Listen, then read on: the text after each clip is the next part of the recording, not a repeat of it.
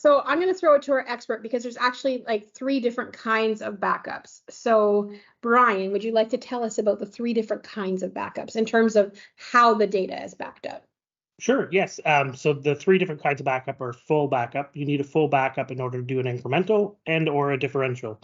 So an incremental is what has changed since the last backup that was done, and a differential would be what has changed since the last full backup was done. And so those all have different purposes. Why would you want to choose one of those over another? Or why do some file systems choose those over another? The difference between incremental and differential is the amount of data that it consumes after the full backup. So if you want to save on space, you will do an incremental, which means it'll only back up what has changed since the last backup. And so the blocks will be smaller. You'll have a little bit less data to back up.